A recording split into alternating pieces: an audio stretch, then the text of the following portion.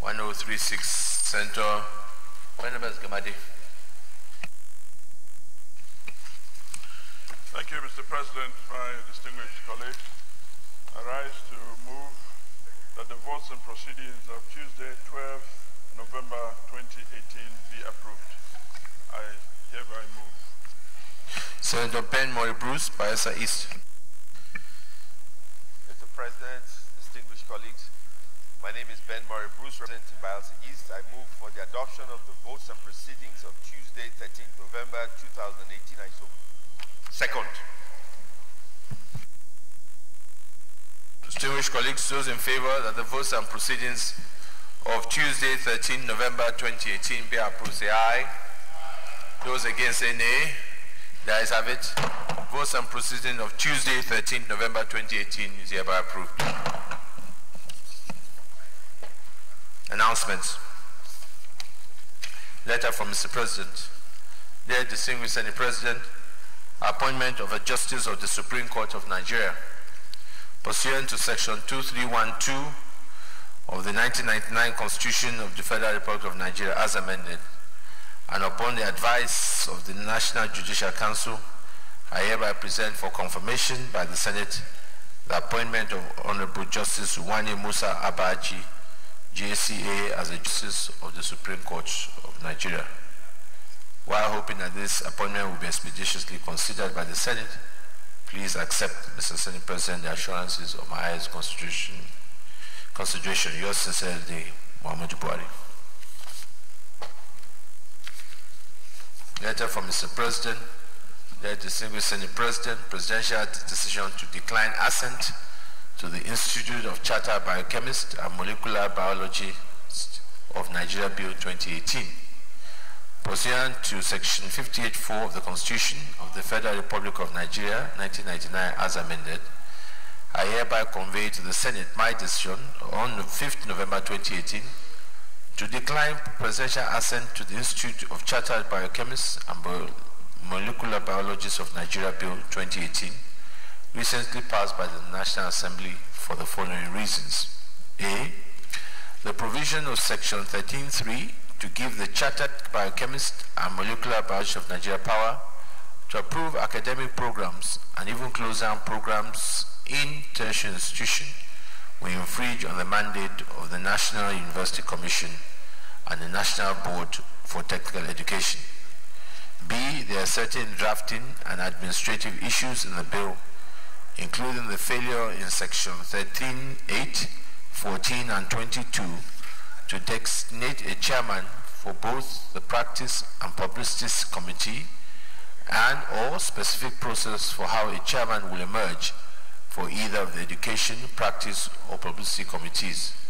These can lead to confusion in the administration of the Council. Please accept, distinguished Senate President, the assurances of my highest consideration. Yours sincerely, Muhammadu Buhari.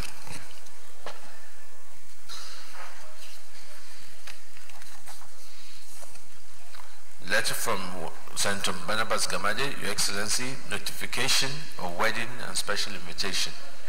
I'm delighted to specially invite Mr. President and distinguished colleagues to the wedding solemnization of my only daughter, Sido Ngu Gamade, who will be united with her betrothed Sheni Stephen Yashim in bonds of holy matrimony. Special invitation cards have been dispatched, sample attached thereof, and will be delivered to all in due course. However, in the unlikely event that there is a delay in delivery of same, please consider this your formal invitation to the wedding. Mr. President, distinguished colleagues, your esteemed presence at the wedding will be greatly appreciated by my family, and it will afford the couple with fond memories where they will cherish for a long time. Please do accept, as always, the assurances of my highest regards, Senator Barnabas Gamade. Congratulations, Senator. Birthday announcements. I wish the following distinguished senators happy birthday. Senator Theodore Oji, 9th of November. Senator Ali Ndume, 20th of November. And Senator Buhari Abdul Fatai, 21st of November. I wish you all many more years of prosperity and good health.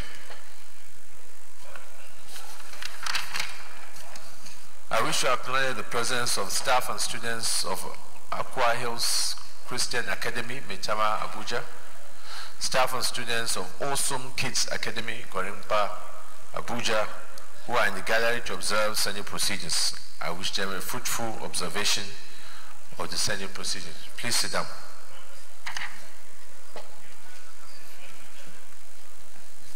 Petitions, Leader of the Senate.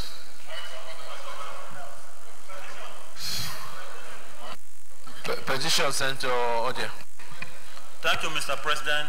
I'm Senator Clifford Odia, representing Edo Central Senatorial District.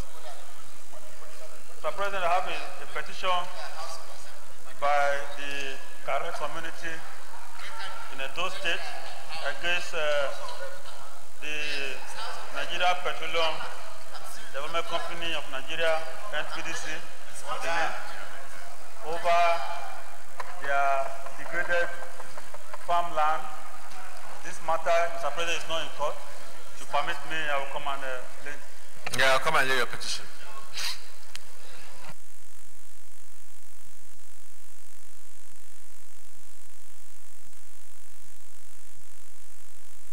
Senator Sanio Bochi, take your seat.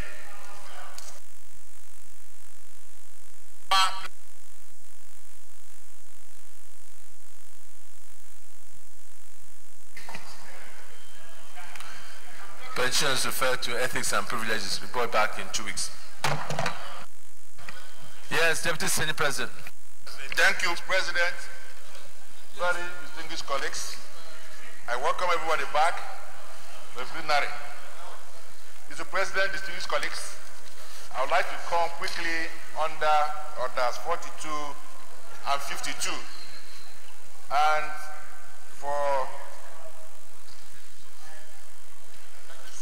to avoid wasting time, the summary of those orders is to enable me to come under matter of urgent national importance and then to waive the requirement of notice to enable me bring quickly a motion in respect of the railway development in Nigeria, essentially to ensure that the eastern axis from Port Harcourt to Maiduguri is accommodated in the forthcoming budget or probably the government plan.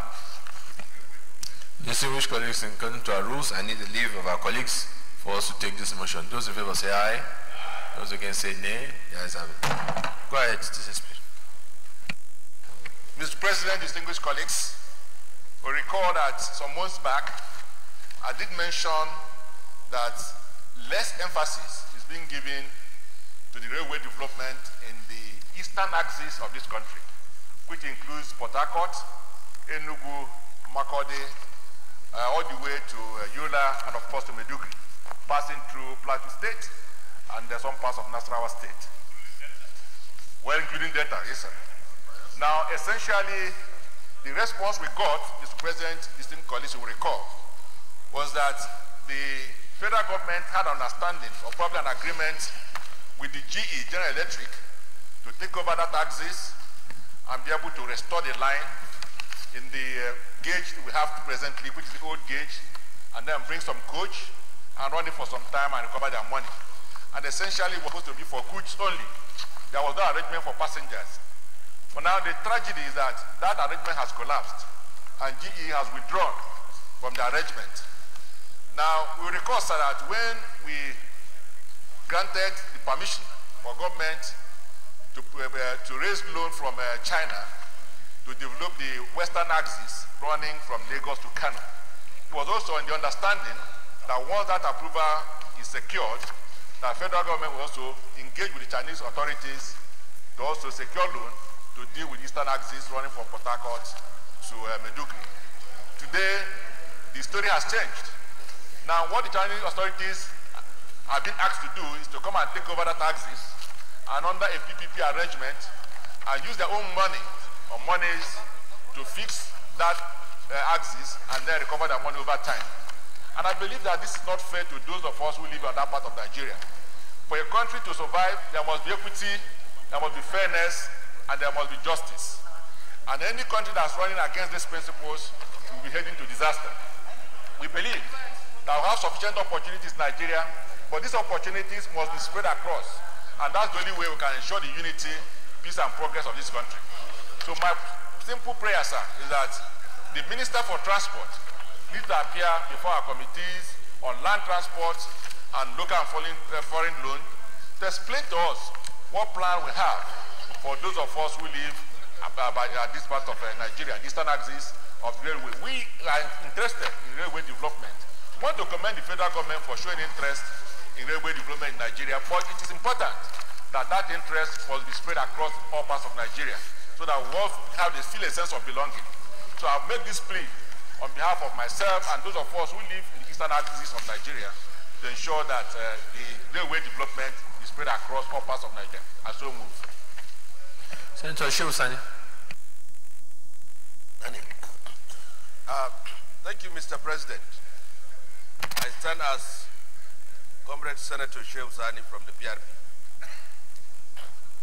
Mr. President, the motion raised by my brother, the Deputy Senate President, the Ikioha, is apt and right. The last time as the chairman of the Senate Committee on Foreign and Local Debt, we invited the Minister of Transport, Right Honorable Rotimi Amechi. He gave a firm pledge that the Port Harcourt-Maiduguri rail line will be the next priority after the Lagos-Ibadan-Kano rail lines. But it is now evidently clear that there is no firm commitment and action in terms of executing that project from Port Harcourt to Maiduguri. And I must say this, that Port Harcourt-Maiduguri rail line has a lot of economic, political, and social advantage, in the very sense that that very line will open up the areas in terms of businesses and also movements of people. There is no reason that at this very time here that there is a firm and definite borrowing plan for railway lines from Lagos, Ibadan, up to the north, then we cannot have that of Port Harcourt to Maiduguri. It is in order that my committee, together with that of transport, be given the special mandate by this parliament to bring before us the Minister of Transport and all relevant persons concerned with the railways to explain to the committee and by extension to all Nigerians why should there not be a firm action in terms of the rail line from Port Harcourt to Maiduguri. Port Harcourt-Maiduguri rail line has a lot of economic advantages in the very sense that it is the longest rail line in the country on plan. And the withdrawal of the General Electric shall be a cause for concern. The understanding was that the GE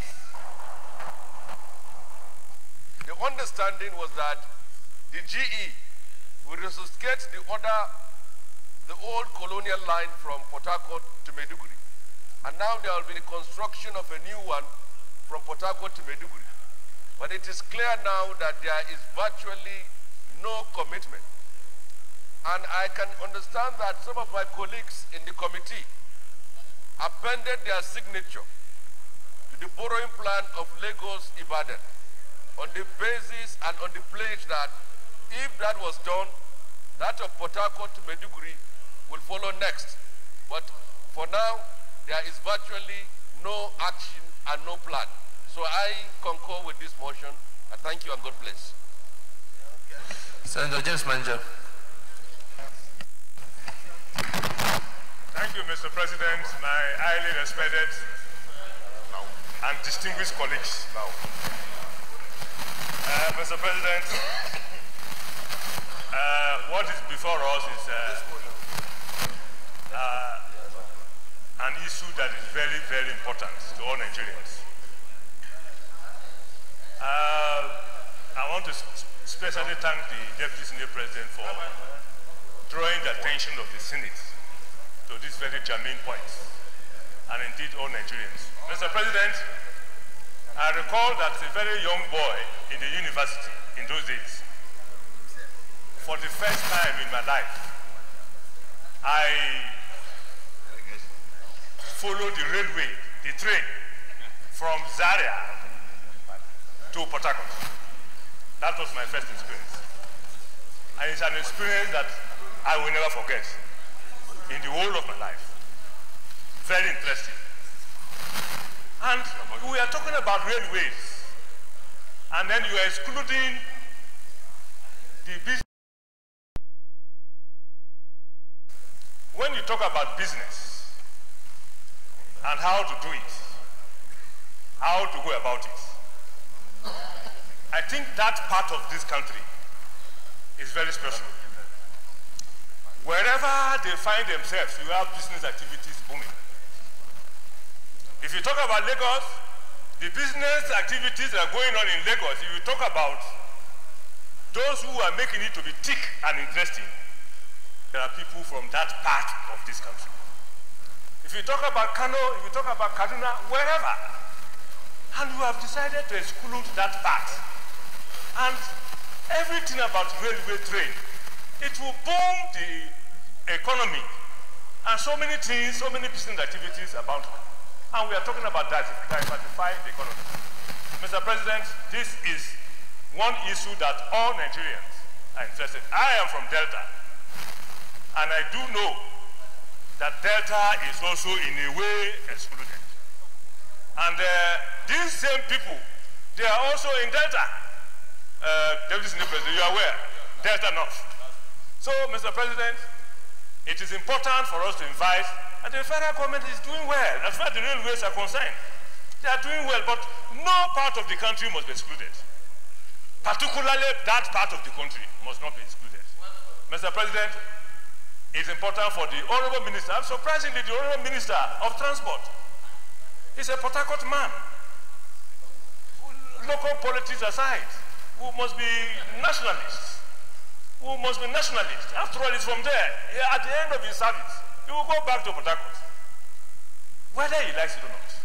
Mr. President, therefore, it's important for the committees, as suggested by the mover of this motion, to invite the Honorable Minister of Transport to appear before them, appear before the Senate, appear before Nigeria. Appearing before those committees means appearing before Nigerians, to explain why, in spite of the cooperation that we are giving to them, as far as the railways are concerned, you know the story, you know the history.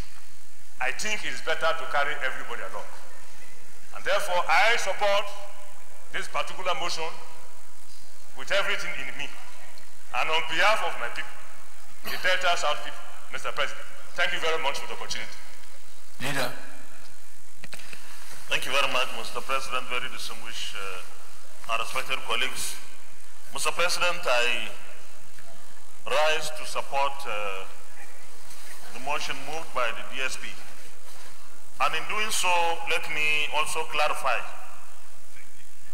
that the Eastern line or axis that was given to GE has not been abandoned. We raised this question 2 days ago somewhere, and the minister himself actually explained. And also during the launching of the next level by the next level, Mr. President, I mean Sorry, Mr. Leader, I don't understand. Mr. President, I'm happy you don't understand. I'm happy to explain to you. Ordinarily, you would have understood. Next level is taking Nigeria to higher pedestal. And it's not the base level. Base level will continue to do. Well, Mr. President,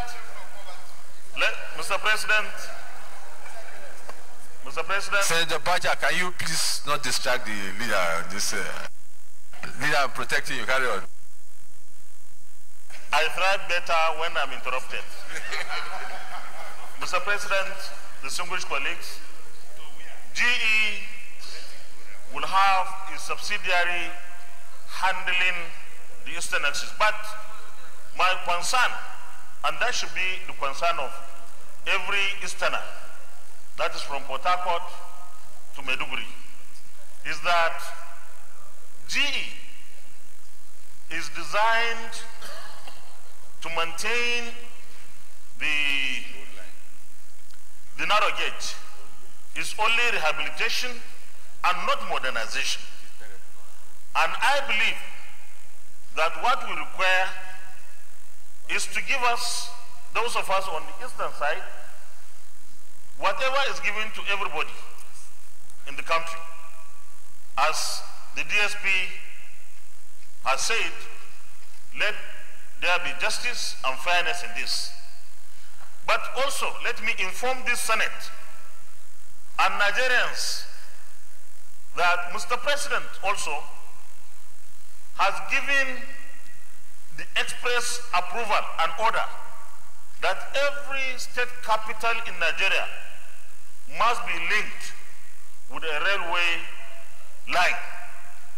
This is going to make Nigeria up there, the next level, and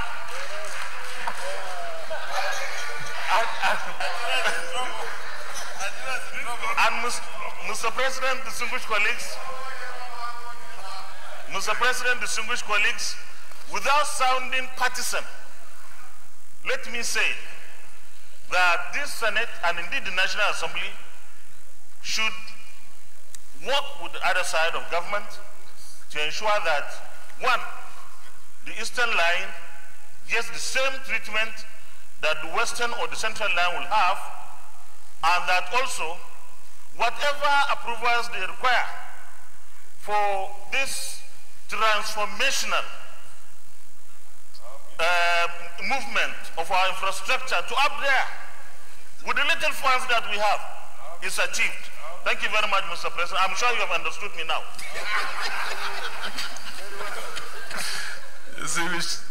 Distinguished colleagues, I think there's nobody against this motion, so I can just go to the prayer.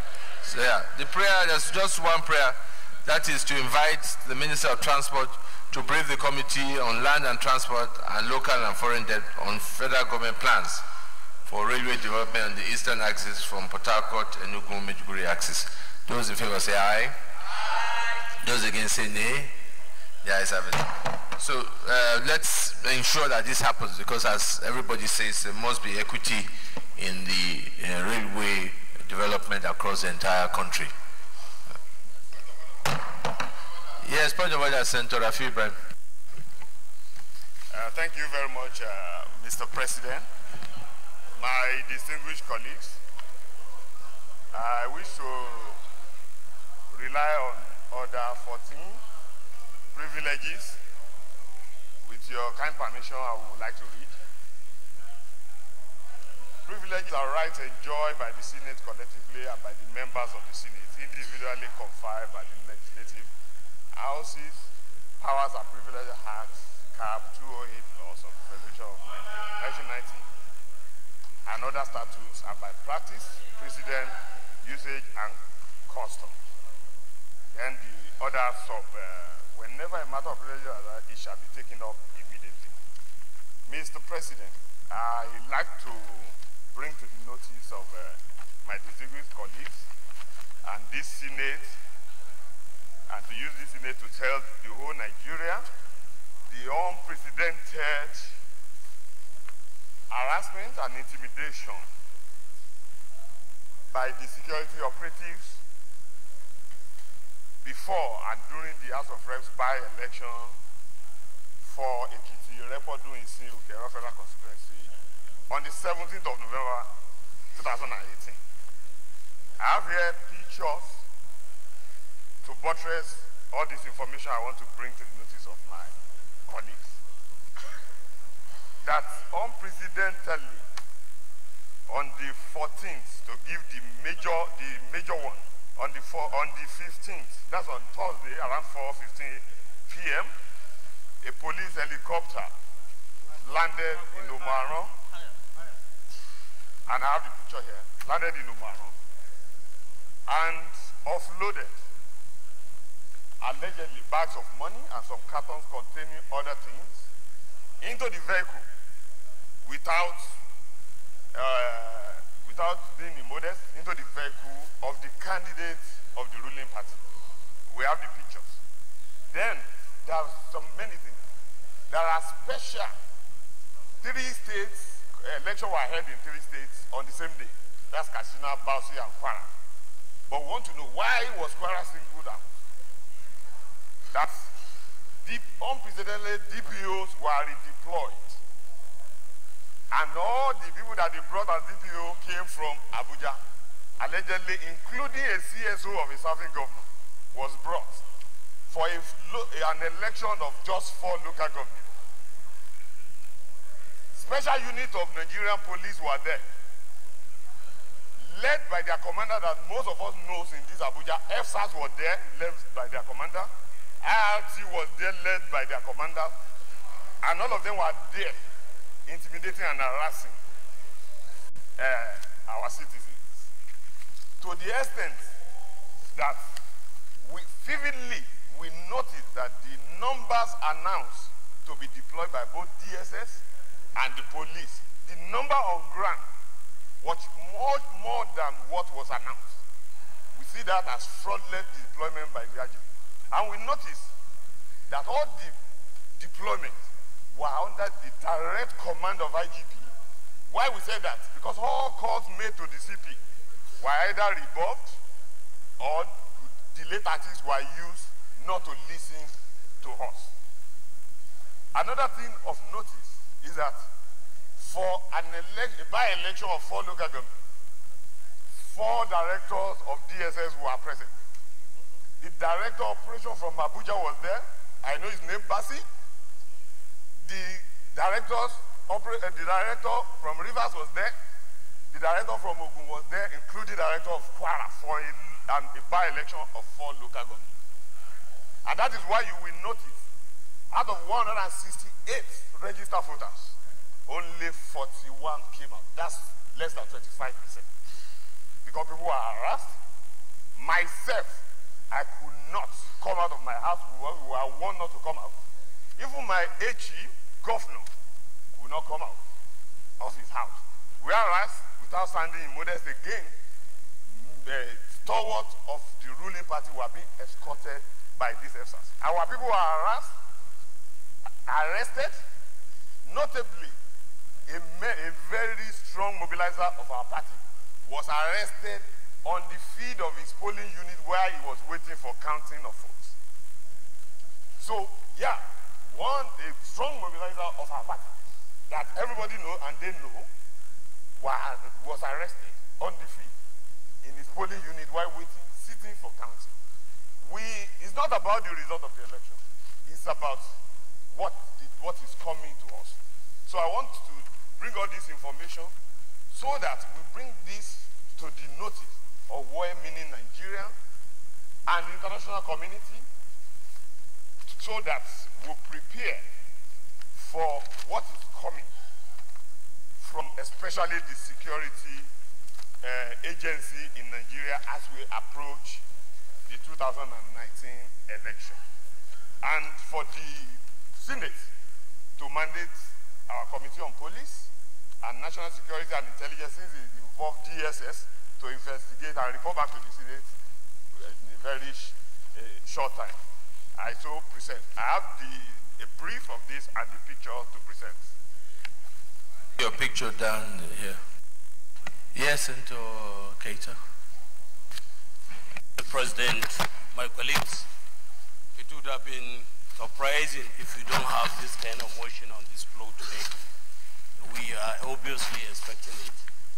But let me say first that I'm talking authoritatively because I went for the same type of election that produced the candidate that I just left the seat to move to the Senate.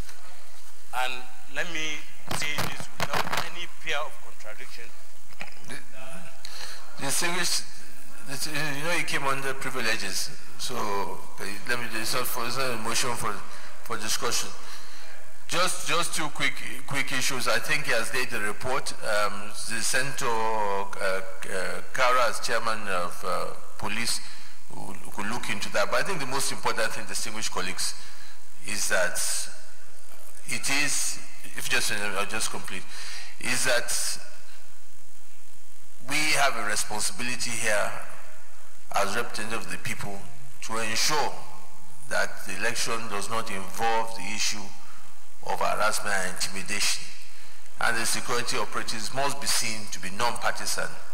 It is very, very important that we ensure, and I hope that our committees on police and security agencies will look into this matter, not because it is has affected any of the center. All over the country we have elections coming in 2019, and it's important that we play a role to ensure that the security agents allow Nigerians to carry out their civil responsibility to go and vote. And whatever the outcome of the results should be acceptable to all. But in situations where individuals are not allowed to carry out their votes, I think that is recipe for disaster, and we must prevent it. And we have an opportunity here, because where you see by this picture, a police helicopter arriving into a rural area or semi-urban area and offloading into a vehicle of it, there's something that needs to be done. But before we conclude, as I said, these are observations. I have our committee should look into it and give us recommendations of how best forward for us to be able to address this before next year. But this is a matter that is of great importance, and we must do something to call in security agencies to order so that we can have a credible and free and fair elections. Leader of Senator, yes, Senator Albert. Thank you, Mr. President. My most distinguished and respected colleagues. Mr. President, I want to come under Order 42 and Order 52, Mr. President. And my point of order, Mr. President, is on the sealing off of the Akwa Ibom State House of Assembly this morning by over 1,000 troops of the Nigerian police, Mr. President. So I want... Distinguished colleagues, in line with our rules, I need the leave of the members to take this motion. Those in favor say aye. Those against say nay. The ayes have it. Go ahead, Senator Albert. Thank you, Mr. President. Mr. President, 3 days ago, or a couple of weeks back, Mr. President, I brought a point of order to the floor on the pending threats to the elections in Akwa Ibom. And Mr. President, 3 days ago, the Speaker of Akwa Ibom State House of Assembly, acting on the order of a court of competent jurisdiction, Mr. President, in a case where the Speaker was a defendant, declared the seats of 5 members of the House of Assembly vacant. Mr. President, let me place it on record that these 5 members of the House of Assembly went to court to compel the Speaker not to declare their seat vacant upon their defection to a political party.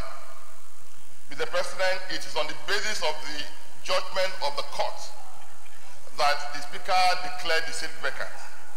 And Mr. President, the next thing we heard, I was told, and I have seen in both print and social media, is that 3 out of these 5 members of the House of Assembly went in, presided over by one of the members, and to say they have impeached the Speaker of the House of Assembly.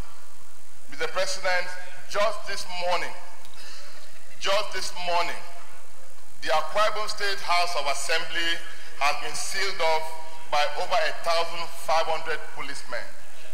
And Mr. President, I believe that a threat to democracy in Akwa Ibom is a threat to democracy in Nigeria. And Mr. President, it is on good authority that we are here, I am here on behalf of the entire citizens of Akwa Ibom State, that this is an orchestrated attempt to cause violence and mayhem in Akwa Ibom State as we drive towards the general election. But we as a people, we have maintained and we have actually sustained the peace that actually enveloped the state in the last 3.5 years. Mr. President, my motion is that this Senate should please direct the Committee on Police and as well as the Committee on Legislative Compliance to direct the IG to redeploy policemen from an arm of a constituted arm of government that will allow them sit and deliberate and take positions and actions that will aid the good governance of Akwa Ibom State. Mr. President, I believe that this Senate has a responsibility. This Senate has a responsibility to carry out this resolution, Mr. President. I so submit. Senator Aliu Sabi, I want to hear yes. You have been put your hand up, yes. Yes, thank you, Mr. President, distinguished colleagues. Aliu Sabi Abdullahi. I represent Niger North. Mr. President, while appreciating the concern raised by my distinguished colleague, I want to draw our attention to our own rules, which says reference shall not be made to any matter on which a judicial decision is pending in such a way as might, in the opinion of the President of the Senate, prejudice the interests of parties. Senator Albert, is there a judicial...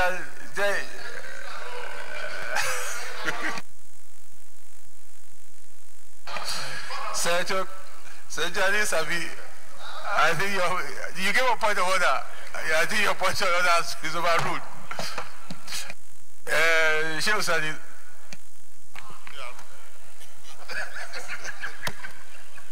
Sheikh Sani of the People's Redemption Party. Mr. President, the motion raised by Senator Bassi is of serious concern. Laying siege and invading a state House of Assembly is a condemnable act that no parliamentarian worthy of his conscience and conviction should remain silent or endorse it. What happened in Akwa Ibom this morning is a breach on the principles of democracy and a serious violation of our constitution as a nation, as a people. This parliament must take a very strong stand. If this can happen to the House of Assembly in Akwa Ibom, it will someday happen here. And we all have a duty, irrespective of our political affiliation, to speak loud and clear and unambiguously that the invasion and the sealing of the House of Assembly of Akwa Ibom should be condemned. Positions should be taken that is clear and unambiguous. We should stand by the rules, the regulations, and the laws of the land. What happened in Akwa Ibom is an aberration, and nobody worthy of his senses should support it. Thank you very much. Distinguished colleagues, I think honestly we should rise above partisan views. So what is wrong is wrong.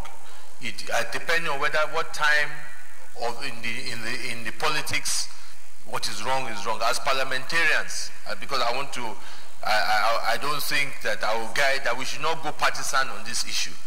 If it is true that security agents have invaded a House of Assembly, a different arm of government, that is wrong wherever it's being done. And we must condemn that in totality.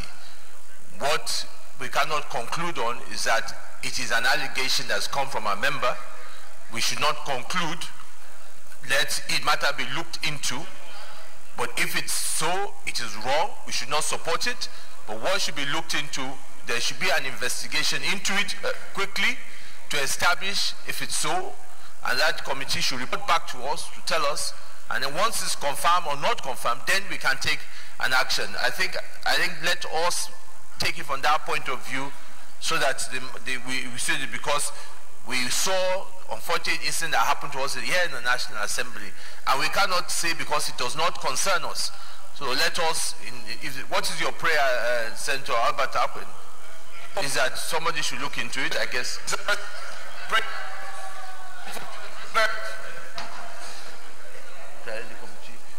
I think your prayer is said direct the Committee of Police to invite the IG in order to, and also look into it. All right.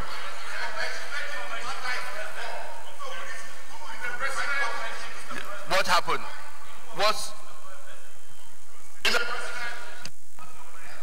Mr. President, my prayer is very simple, Mr. President. In as much as we are going to set up a committee to look into this, but police should vacate. Over 1,000 contingents of policemen are still within the premises of House of Assembly. Members have not had access to the House of Assembly. Let us investigate. So let me guide you. St. Albert, why don't we make your prayer, direct the committee to investigate this issue surrounding the right and make recommendations based on their findings. Yeah. Okay. I think if we guide, I can put the prayer and we make progress. Those in favor say aye. Those against say nay. The ayes have it. Chairman Police, can you urgently look into this matter and investigate the circumstances to find out what happened and come back to us within 48 hours on that? Thank you. Leader of the Senate. Yeah, point of order, Senator Kaura.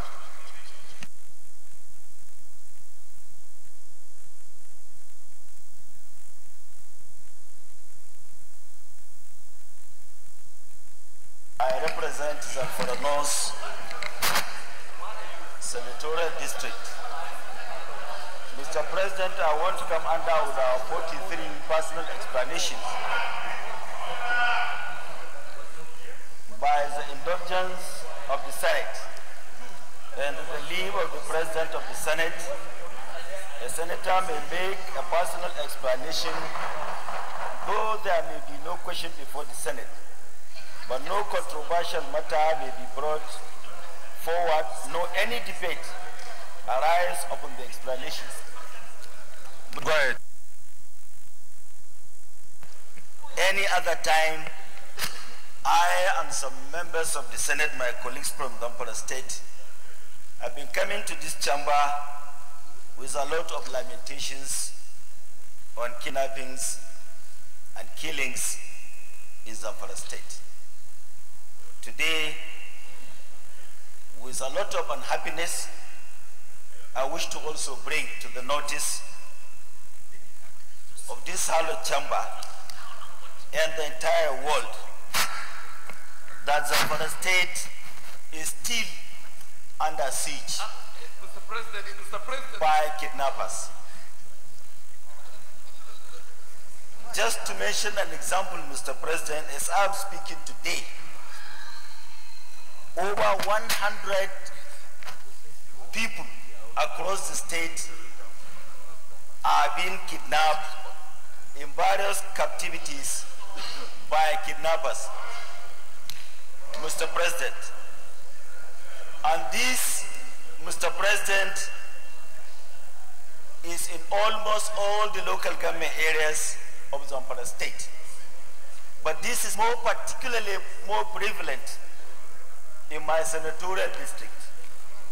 As I'm speaking today, Mr. President, about 45 people are in captivity from Shinkafi local government, 12 in Zurmi local government, 13 in Birnin Magaji local government, and about 10 in Kauranamoda local government, making over 90 people in my senatorial district only in captivity, Mr. President. If one goes to Zurmi or Shinkafi local government today, including Kauranamoda and Birnin Magaji, a lot of villages have decided to come into the rural and into the urban area to stay with their relatives simply because they can no longer stay in their respective domains.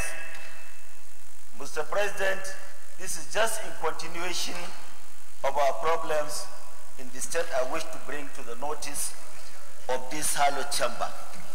Secondly, Mr. President, My attention has been drawn to a write-up in today's Daily Trust, page 7, or page 6, Mr. President, where one Sani from Kware and Kure in Shinkapi local government granted an interview to the reporter of this paper in page 6, and he alleged that about 12 GATF members were killed by bandits. Even though towards the end of the narratives, the State Police Command had denied this number. I just want to put the record straight, Mr. President, that 12 JTF members were not killed, but 2 were actually killed. The remaining 6 people who were killed in Shinkapi local government are people of a village in Kwari Ward. These people have already moved to Shinkahi looking for another place to live. I so said, Mr. President, thank you.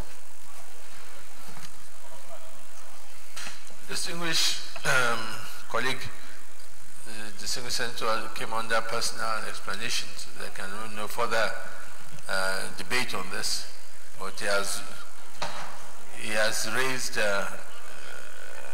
what's the information? Information. Just information. Okay, go ahead, give information.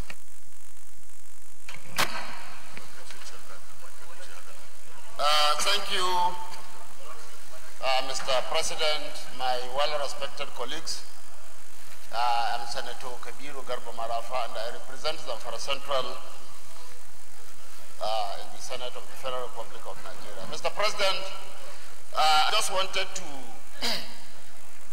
support my colleague, Senator Kaura, and in doing so, to further buttress the point he is making, that Zamfara State is under siege today, and we require the attention of all and sundry to the problems bedeviling the state, especially as he rightly enumerated. Mr. President, I wanted to add the sad incident or the sad dimension that is introduced into these issues. That is the kidnappings of young girls and pregnant women. Just 2 weeks ago, or 3 weeks, 2 orphans, twins, were kidnapped from the same zone Senator Kaura represented, and we are just lucky to get their freedom through 3 days ago. And yesterday, also, a pregnant woman was kidnapped who was at point of labor, and she gave birth to the child in captivity. And as I'm talking to you today, Mr. President, the woman and other people are still in captivity. Mr. President, these things have become too rampant, and I think we need to do something very, very drastic to address this problem before Zamfara State is wiped out of the map of Nigeria. I want to congratulate him for bringing this issue up today, and I want this Senate to give it all the attention it requires, especially as affects the issues of kidnappings and killings. I so submit, Mr. President. Thank you so much. I'm happy to see the 2 senators from Zamfara on the same page on this issue. I think it's of great concern, the level of kidnapping we're seeing in the state. And this is also why it is utmost of importance, and I'm happy that it so happens that it is Senator Kaura that is heading the committee on police. We have a police reform bill that we believe some of the issues they might address, because I think these are institutional issues that need to be addressed to find medium and long-term solutions to some of these problems, because there are clearly the issues of manpower, the issue of training, the issue of equipment, the issue of funding. And there are a lot of issues that we must address holistically in order to be able to prevent, and we need to move very fast, because it is deteriorating when you begin to now kidnapping children and pregnant women. So Senator Kara, the burden also is on you to fast track that process and let us have that bill go for public hearing and come here for us to review it and see what we can do to see how do we support the police to be able to effectively fight crimes and prevent this kind of situation. So let us get that report on police reform as soon as possible and fix a public hearing, and then you can present it and we can see how best forward to move forward on this, because this requires, in my view, a holistic approach to the institution as a whole. Leader of the Senate. Mr. President and my distinguished colleague, the first business of the day is presentation of a bill standing in the name of Senator Ahmadu Abubakar and the School of Mines and Geological Studies, Guyuk, Adamawa State Establishment, ETC Bill 2018. Mr. President, you may wish to invite the clerk of the Senate to read the short title of the bill.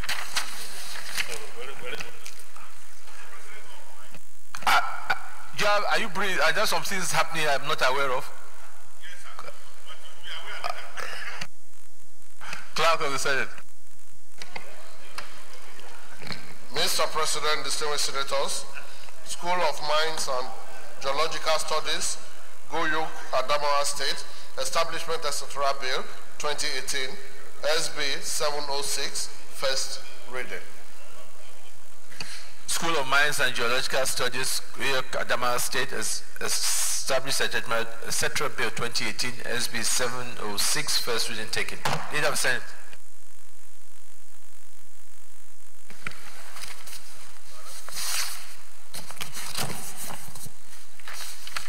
Mr. President, very distinguished and respected colleagues, the second business of the day is the presentation of a House bill standing in my name on the Federal University of Education, Nsugbe Establishment, etc. Bill 2018.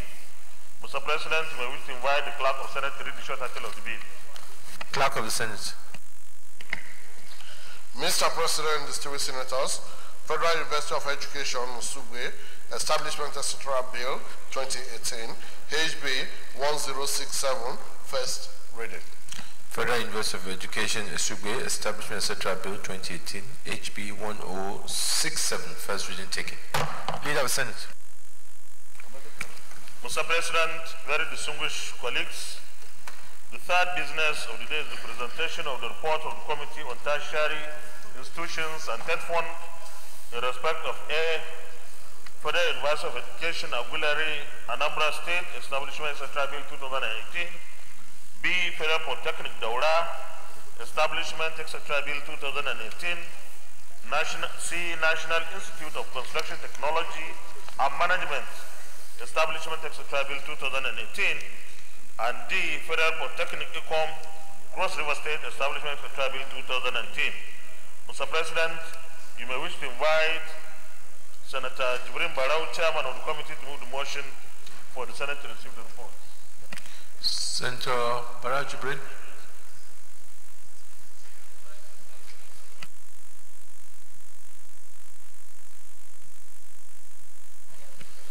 Mr. President, apparently the chairman is on another legislative activity outside the chamber.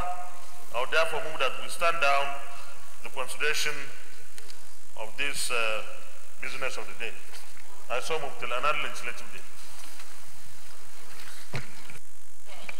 Mr. President, distinguished colleagues, I rise to second that we stand down this item for another legislative day. I so second. Those in favor of this motion say aye. Those against say nay. The ayes have it. Leader of the Senate.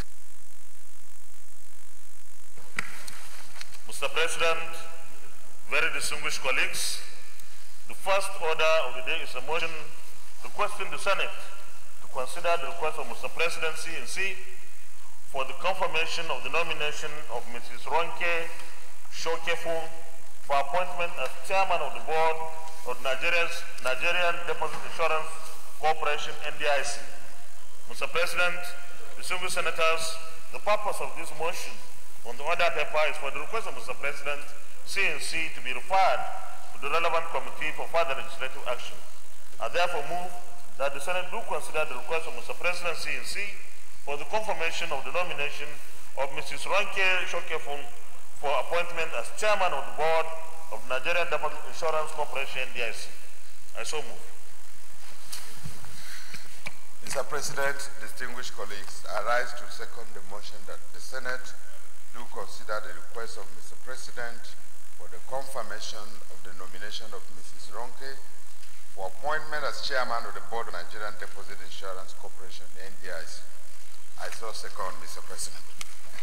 Distinguished colleagues, those in favor that the Senate do consider the request of Mr. President, the confirmation of nomination of Mrs. Ronke Shokefun for appointment as chairman of the board of NDIC. Those in favor say aye. Those against say nay. The ayes have it. This is referred to Committee on Banking and Insurance. Report back in 2 weeks. Leader of the Senate. Mr. President, very distinguished colleagues, the second order of the day is a motion requesting the Senate to consider the request of Mr. President CNC for the confirmation of the nomination of Honorable Abike Dabri Erewa for appointment as the Executive Chairman / Chief Executive Officer of the Nigeria Diaspora Commission in accordance with Section 2, Subsection 1 of the Nigerian Diaspora Commission Establishment Act 2017. Mr. President, distinguished senators, the purpose of this motion on the order paper is for the request of Mr. President, CNC, to be referred to the relevant committee for further legislative action. I therefore move that the Senate do consider the request of Mr. President, CNC, for the confirmation of the nomination of Honorable Abike Dabri Erewa for appointment as Executive Chairman / Chief Executive Officer of the Nigeria Diaspora Commission. I so move. Mr. President, distinguished colleagues, I rise to second the motion that the Senate do consider the request of Mr. President on the confirmation of the nomination of Honorable Abike Dabri for appointment as Chairman, Chief Executive Officer of Nigerian Diaspora Commission in accordance with Section 2, Sub 1 of the Nigerian Diaspora Commission Establishment Act 2007 and for possible referral to the appropriate committee. I so second. Distinguished colleagues, those in favor that the Senate do consider the request of Mr. President CNC on the confirmation of nomination of Honorable Abike Dabri Erewa for appointment as Chairman, Chief Executive Officer of the Nigerian Diaspora Commission in accordance with Section 2.1 of the Nigerian Diaspora Commission. Those in favor say aye. Those against say nay. The ayes have it.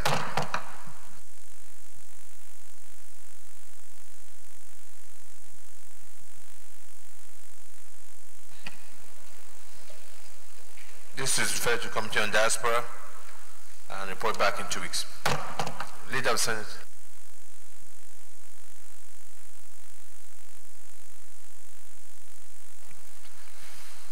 Mr. President, very distinguished colleagues, relying on Order 1 Sub B, I wish to rearrange the order paper to make the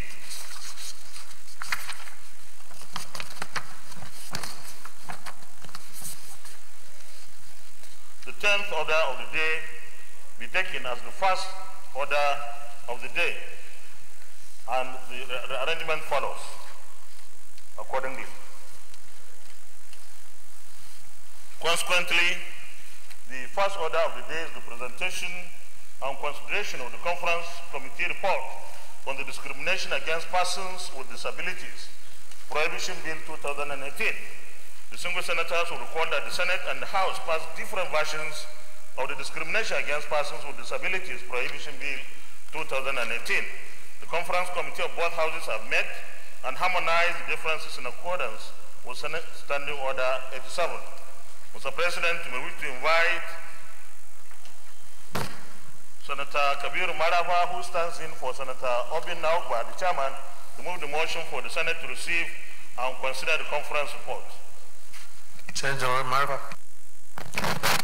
Thank you, Mr. President, my well-respected colleague, Senator Marava, Vice Chairman, Senate Committee on Sports. I rise to move the motion that the Senate do receive and consider the conference report on the bill for the Discrimination Against Persons with Disabilities Prohibition Bill 2018 LD22. I so move, Mr. President. Senator Lidani. Thank you, Mr. President. My name is Joshua Lidani, representing Gombe South. I rise to second the motion that this Senate should consider the report on the Committee on Bill to ensure full integration of persons with disabilities into the society. I so second. Distinguished colleagues, those in favor that we consider this report, say aye. Those against, say nay. The ayes have it. Senator Marfa.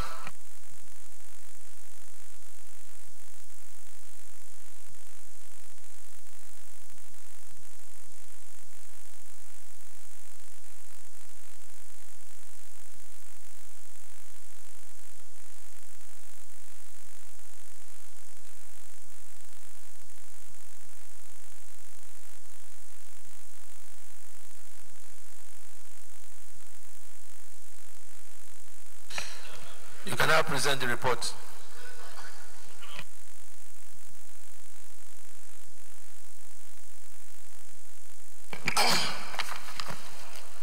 Thank you, Mr. President, my well-respected colleagues. This is the report of the Conference Committee on the recommittal of a bill for an act to ensure full integration of persons with disabilities into the society and establish a national commission and vest it with the responsibilities for their education, health care, social, economic and civil rights 2018. Mr. President, following the passage of the Conference Committee report of the bill for an act to ensure full integration of persons with disabilities into the society and establish a national commission and vest it with these responsibilities by the Senate and the House of Representatives, the legal department, having carefully studied the bill and made the following observations. 1. Under Clause 38M, part of the functions of the commission is to enforce compliance with public building codes and impose necessary sanctions and make appropriate orders. This functions appears to duplicate the function of professional and regulatory bodies in the building industry. If the Commission must perform such function, then it is better to do it in collaboration with other relevant government agencies and professional bodies in the building industry: architecture, building, engineering, estate surveying and valuation, quantity surveying, surveying and urban and regional planning.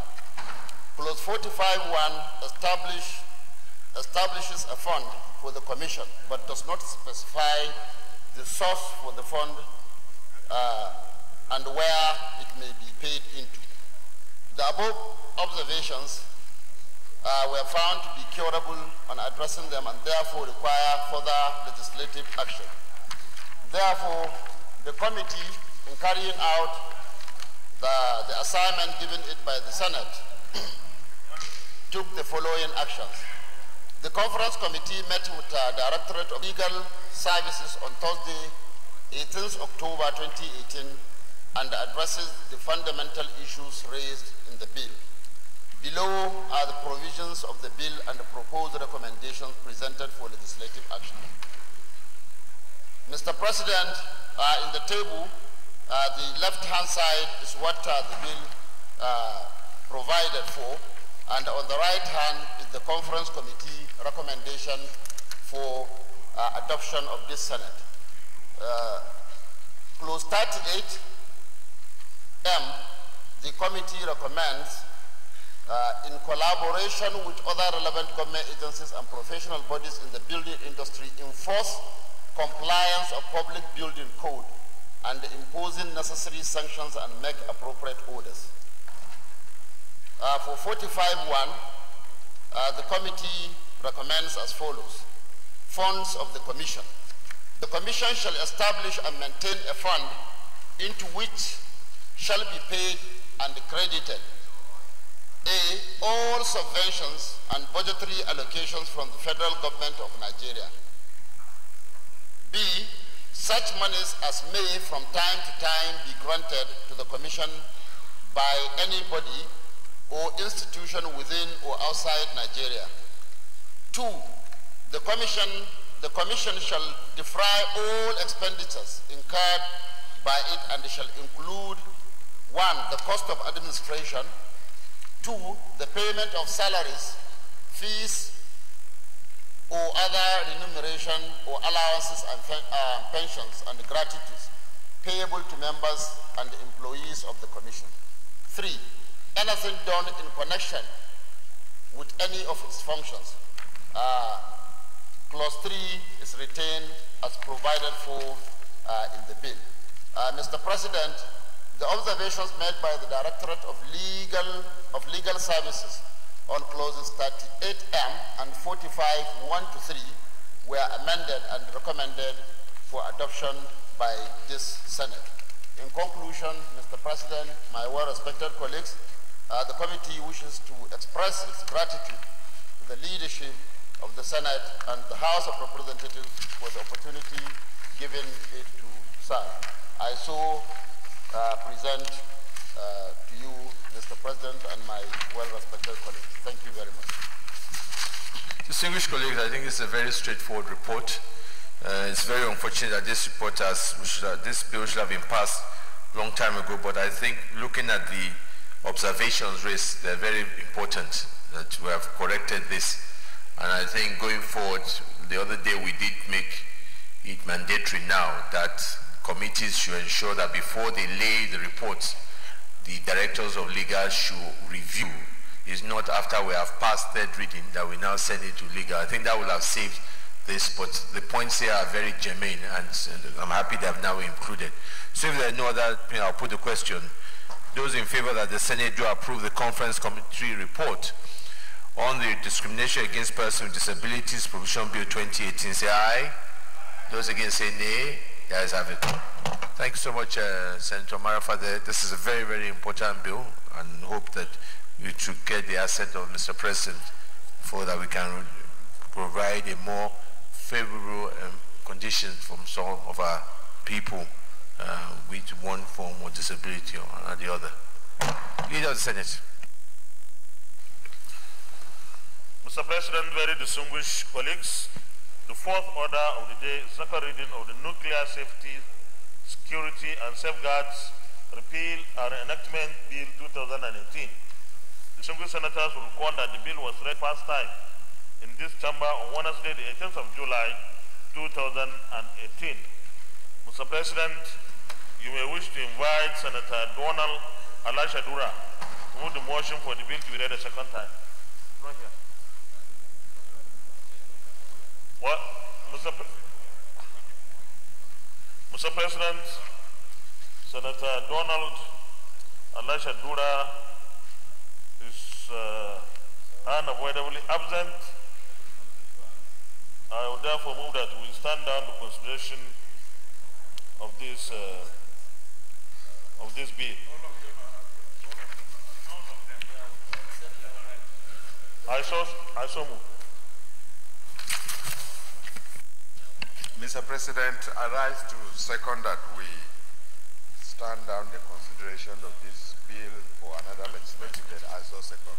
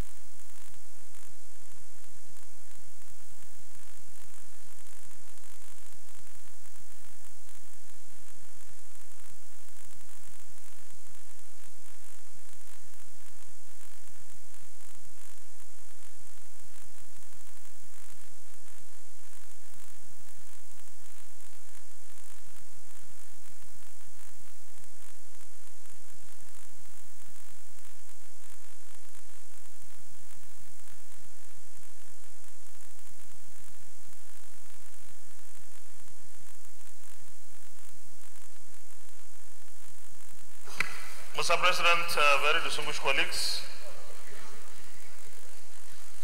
due to the prevailing circumstance, I move that we stand down the consideration of the 4th and up to the 13th orders of the day till another legislative day. I so move. Mr. President, distinguished colleagues, I rise to second the motion that we stand down the 4th to the 13th order in the order paper, items in the order paper for another legislative date. I so second. Distinguished colleagues, those in favor of the motion say aye. Those against say nay. The ayes have it. Leader of the Senate. Mr. President, very distinguished colleagues, the 14th order of the day is the consideration of the report of the Committee on Judiciary, Human Rights and Legal Matters on the Nigerian Law Reform Commission Act, Repeal and Enactment Bill 2018. Distinguished senators will recall that the report of the committee was laid on Wednesday, the 9th of May 2018. Mr. President, you may wish to invite Senator David Umaru to move the motion for the consideration of the report.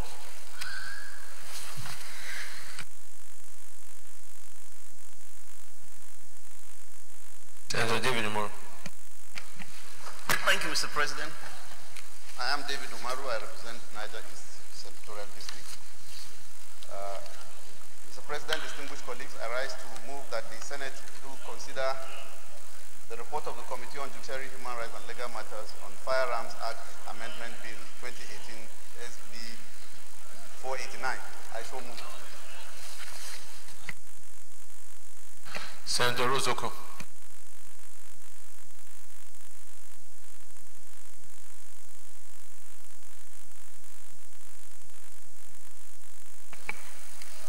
Rozoko, Cross River North.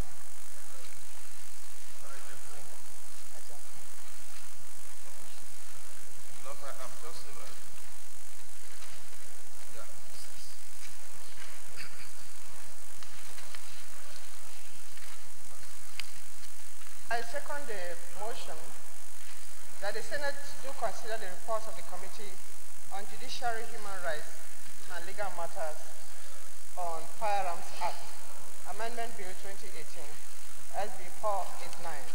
I so second.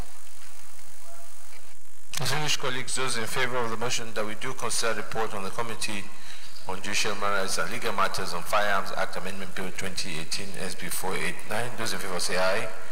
Those against say nay. The ayes have it.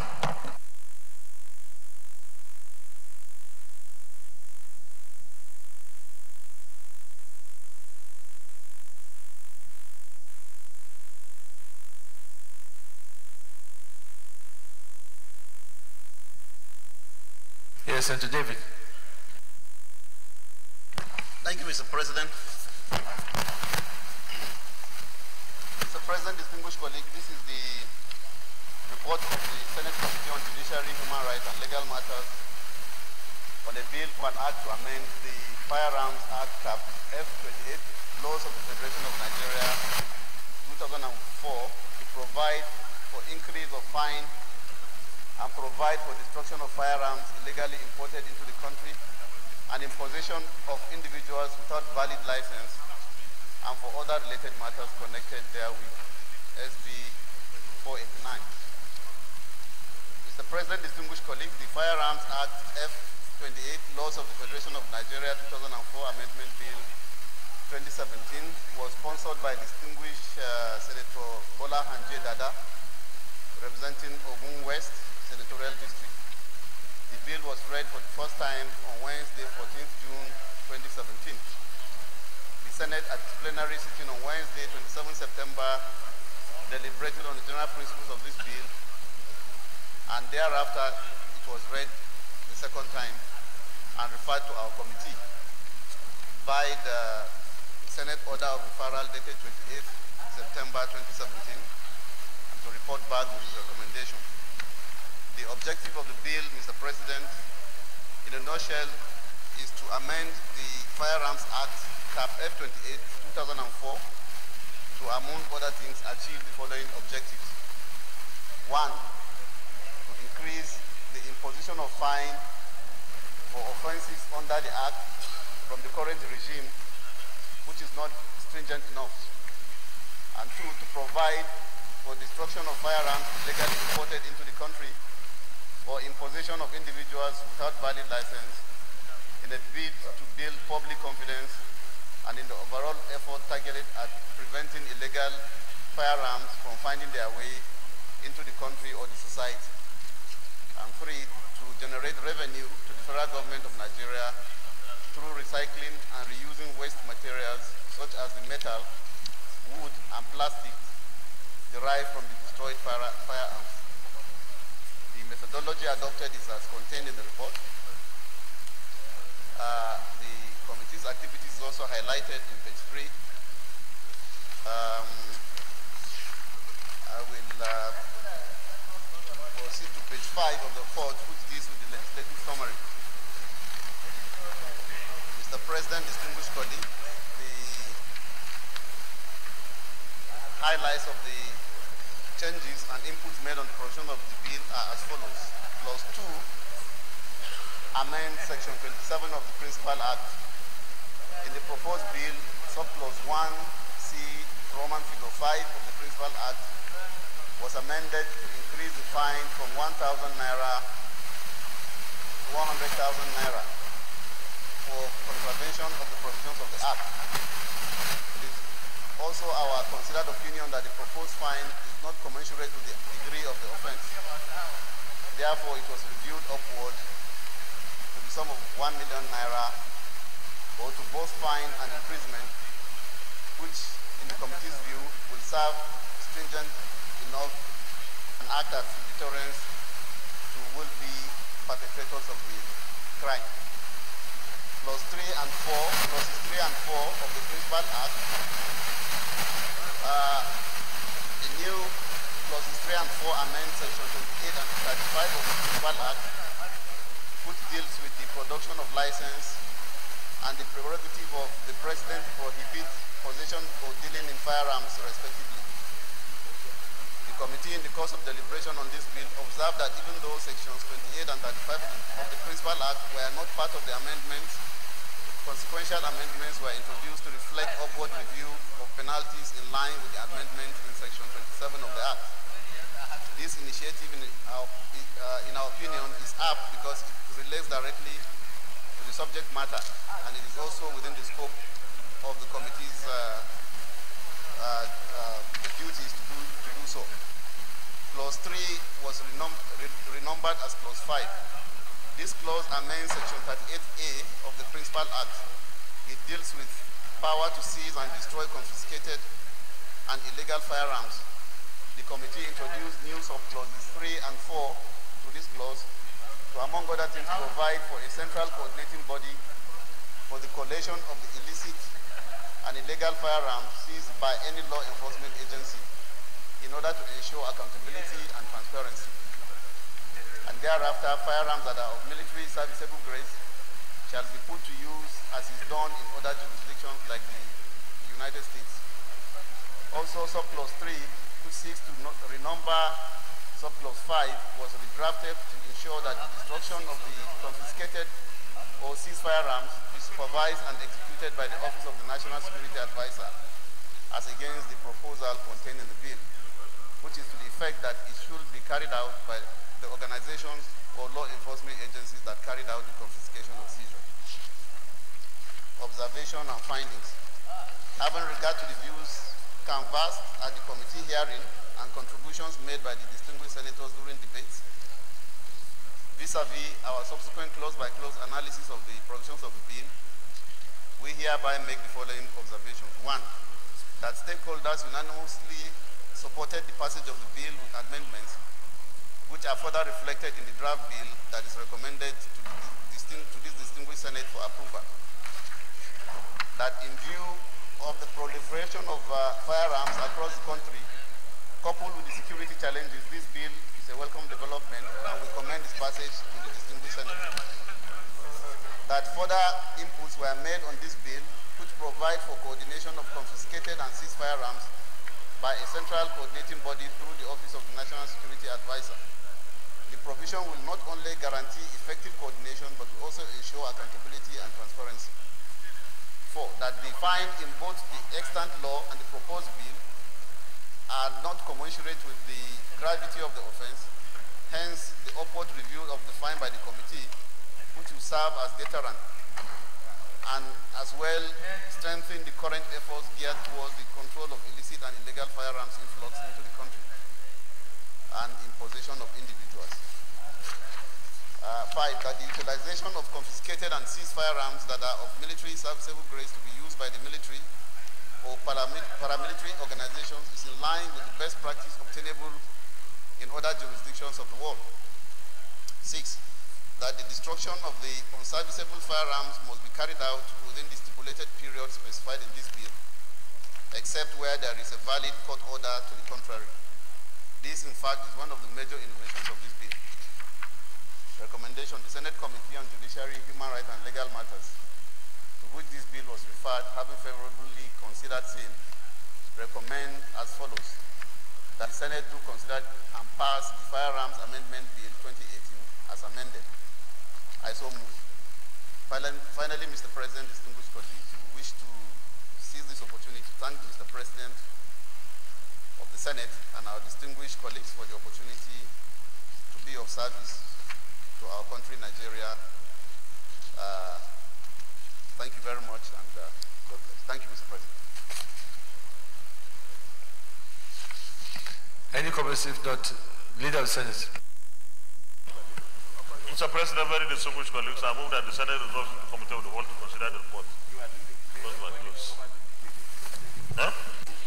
Mr. President, distinguished colleagues, I second that the Senate do resolve into a Committee of the Whole to consider this bill. I so second. Those in favor of the motion say aye. Those against say nay. Ayes have it.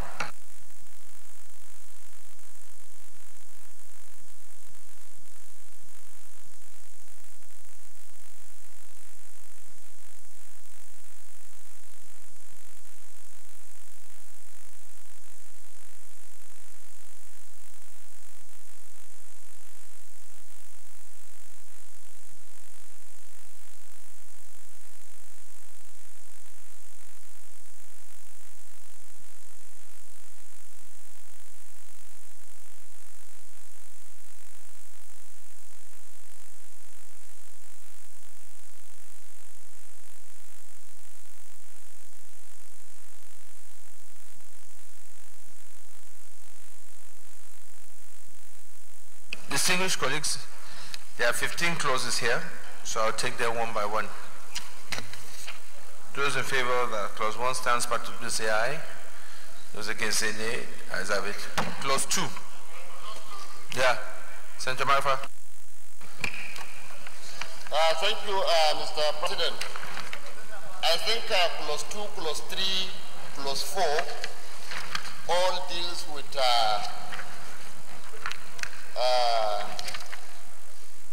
the necessary deterrence for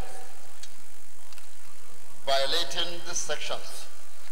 It is quite ridiculous that we have just 100,000. I think the committee has done well to raise it to 1 million naira, but I think 1 million naira, sir, especially looking at the problems we have now, like me coming from the Zamfara State, where firearms are owned by almost all and sundry, including automatic firearms. Mr. President, I think this penalty is grossly inadequate. And I want to propose, maybe we take it to the last ones where they recommended a minimum sentence of 10 years. We need to be serious about this issue. Unless we do so, we should forget it. 1 million naira, 10 million naira is grossly inadequate for these people. They can import and get their money easily. So I want to propose that we put stiffer penalty on these issues. And I want to propose a minimum sentence of 10 years and no option of fine. Just like in the other previous submissions in their district. Yes, Senator Marfa, let me take the comments of other people before I conclude, but I think, yeah, probably speaking the spirit and mind of a lot of Nigerians and what is going through. I see DSP. Yes, DSP. I hope you are speaking as a politician, not as a lawyer. Thank you, Mr. President. I'm just taking a cue from your direction, sir. I understand clearly what my friend Senator Marafa is saying and the sentiments expressing. What's happening in Zamfara is actually condemnable, and the proliferation of arms all over Nigeria is indeed very worrisome. So I understand the point he's making. But you see, when you are making a law, you have to have a future, in perspective. So we don't expect that this level of proliferation will continue, and then we may not be in a position to begin to amend the law when it begins to go down. So I think, therefore, that we should be able to know that we have to be futuristic in making this law, and the punishment itself, I think what we have here is sufficient, not only for now, but also for the future. The problem really is not even the punishment, it's not even these provisions. The problem is actually in the implementation of these laws. We have more than enough laws in Nigeria to put everybody in checks. But the problem is how we implement these laws. What is the problem with implementing agencies, the prosecution agencies, the enforcement agencies, and those who are supposed to ensure that it doesn't happen in the first place? So that's where the problem lies. So we should be more interested in taking proactive actions to ensure that we don't even get to a situation where somebody will commit the offense. The prevention is essentially more important than all these punishments. So, and as I said, it is important that we also believe that the law itself has to look beyond our present circumstance. This question, are we saying that you need to explain to me when you say futuristic? Shouldn't we be looking at how do we, by penalties, discourage what is becoming a thriving business? And if we truly believe, would 1 million naira today really be an deterrent? Now, if we put a stronger penalty, what is the danger in the future that you're talking about? Surely, if the crime goes down, then there will be even less of those cases. What is the fear when you say futuristic, that if we have a minimum penalty, a minimum fine of 10 years, what is the danger going forward that it might create for those of us that are not learned? Maybe you can help us. Yeah, the point I'm making, sir, is that most of our laws have provided punishment for almost every offense. So if we're able to implement these laws, be able to stop it from committing the crime, and when it's eventually committed, and people pays for it, even if the punishment is 1 day, 2 days, or 1 naira, that's enough deterrent. But if you make it 1 billion or 10 years or life imprisonment, and nobody's ever prosecuted, it doesn't make any sense, it doesn't add up. Which is what we're happening now. What is happening now? In places like New York, for instance, they commit more offenses in New York in a day than they commit in the whole of Nigeria. The difference is that if you commit the offense, there is likelihood that they'll catch you and you'll be able to pay the price. And this price may be a suspended sentence. So otherwise their prison will be filled up with people. So today we are looking at even decongesting the prisons. So the emphasis in criminal, the management of criminal matters should be in deterring people from committing the offense, making sure, and the only best way to do is to prevent it from happening. It's the preventive side that is very critical.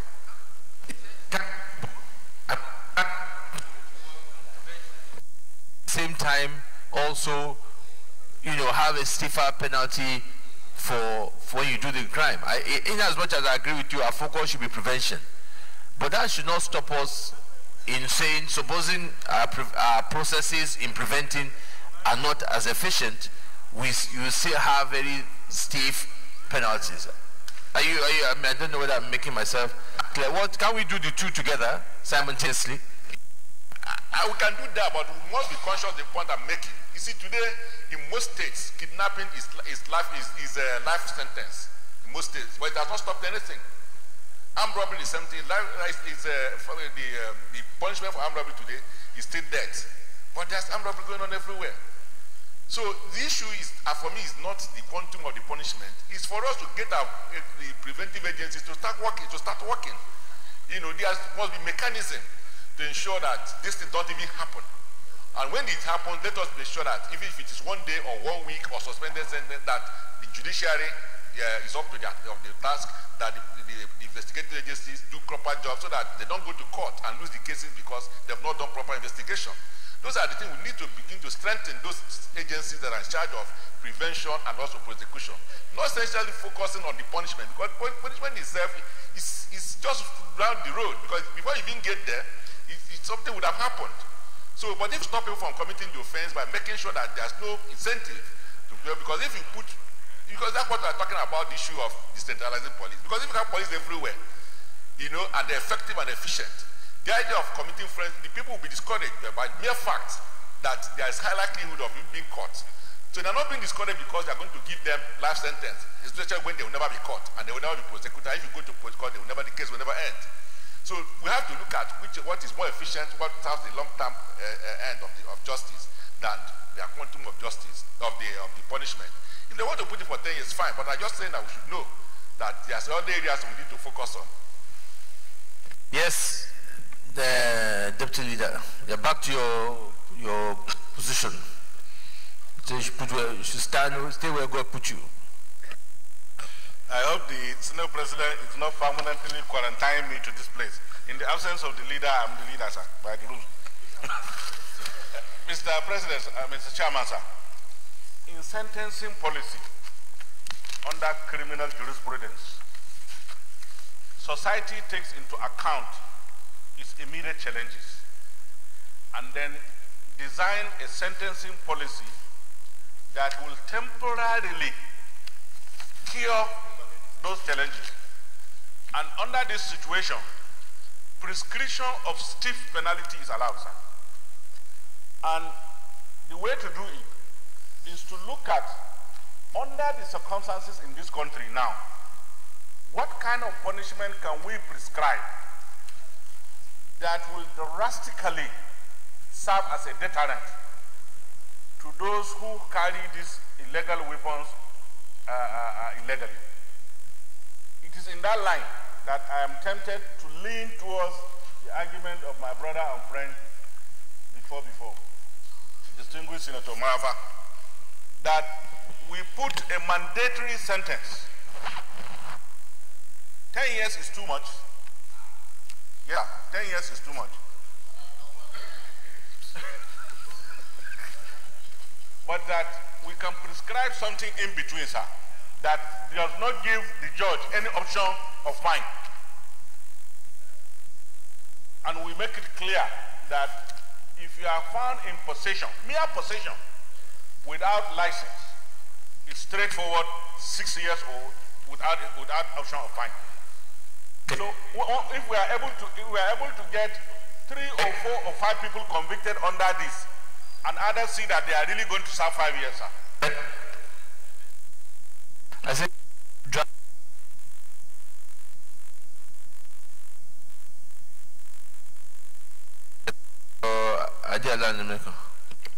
Mr. Chairman, distinguished colleagues. Mr. Chairman, the way this report is drafted is not helping us. And the amendment being sought by Senator Nala, as well, that says even mere possession. If you look at the report, it said any persons who contravene any of the provision of this act specified in paragraph A and C. We don't have even the details of A and C here. We don't know how strong these contraventions are before we now prescribe these punishments being proposed by Senator Marafa. If mere possession fall under A, we don't know. If mere possession and legal acquiring of this possession fall under C, we don't know. So I think this report needs to be more explicit in terms of what is contained in all these paragraphs before we now make a proposal as to direction in which we'll be going as regarding these penalties. David Moore, do you want to clear this or give us some clarification on these observations raised by Senator Yai?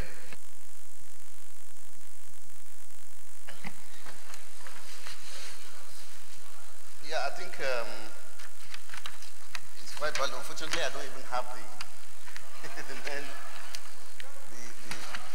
the main act here. But if I could be given time, I will sort it out and then answer you. I think it's a very valid point. I don't think we can. It's clear that we need to know what does Section A and C say, considering the kind of recommendation we're talking about.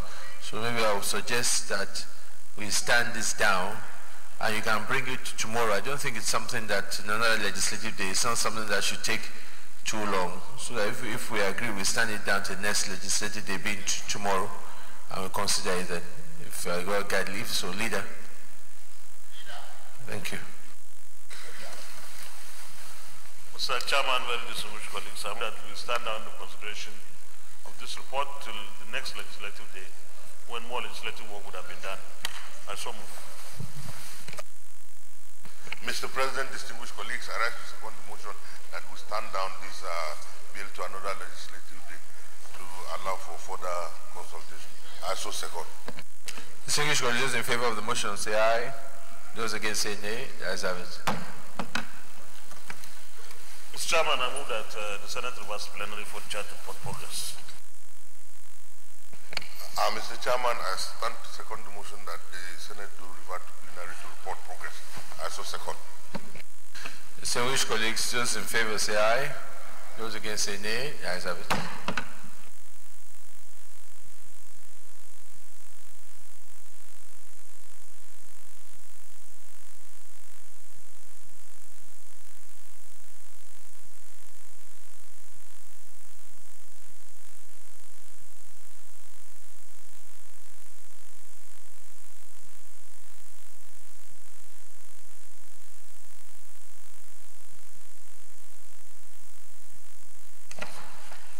Distinguished colleagues, the Senate in the Committee of the Whole consider the report of the Committee on Judiciary, Human Rights and Legal Matters on the Firearms Act, Amendment Bill 2018.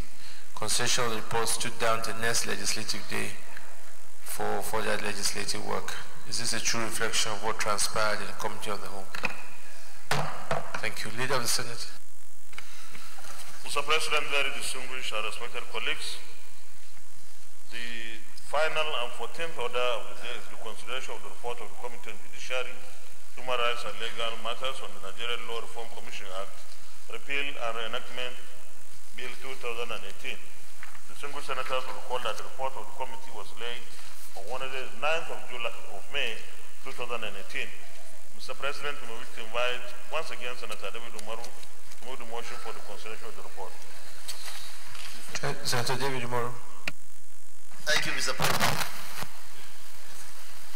Mr. President, distinguished colleague, I represent Niger East Senatorial District. My name is David Umaru. I rise to move that the Senate will consider the Committee on Judiciary, Human Rights and Legal Matters report on the Nigerian Law Reform Commission Act, Amendment Bill 2018 SB 26. I so move.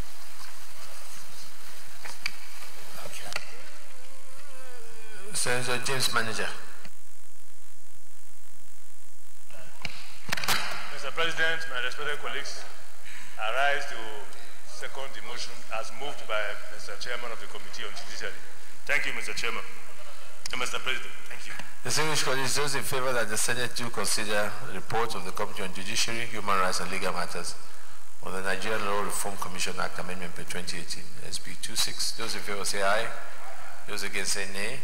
Senator David Umaru, present the report. Thank you, Mr. President. I remain Senator David Umaru of Niger East. Mr. President, distinguished colleagues, this is the report of the committee on the Nigerian Law Reform Commission Act, Amendment Bill 2016, SB 27. The bill was sponsored by distinguished Senator Babajide C. Omourare, CON, representing Osun East Senatorial District, which bill was read for the first time on October 6th, 2015.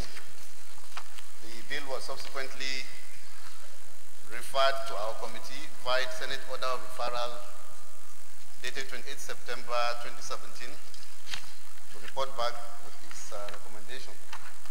The objective of the bill, in the committee's view, Mr. President, is to seek to amend the Nigerian Law Reform Commission Act, CAP N118 LFN 2004, to, among other things, bring it into conformity with its core mandate and global best practices by ensuring that some level of autonomy is conferred on the Commission in the discharge of its responsibilities to, among other things, forward reports of its activities to the National Assembly.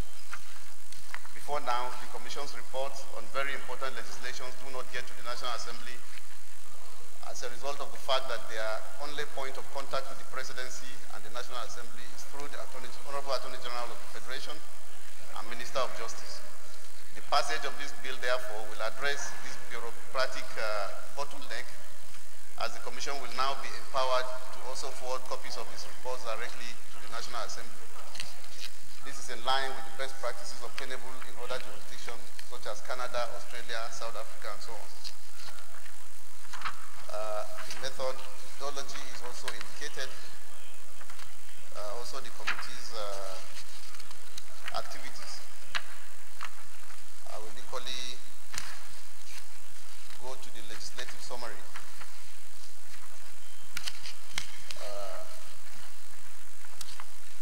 On page 5, Mr. President, distinguished colleagues, the legislative summary highlights inputs and changes made on the provisions of the bill by the committee.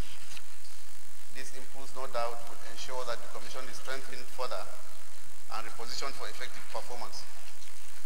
It is pertinent also to stress here that the proposed amendment, as well as the further inputs made by the committee on the bill, virtually touch on all the provisions of the Principal Act. Therefore, it is our concerted effort that the bill be repealed altogether and reenacted in order to holistically address all the contending issues in the Act, which hitherto affected the effective performance of the Commission.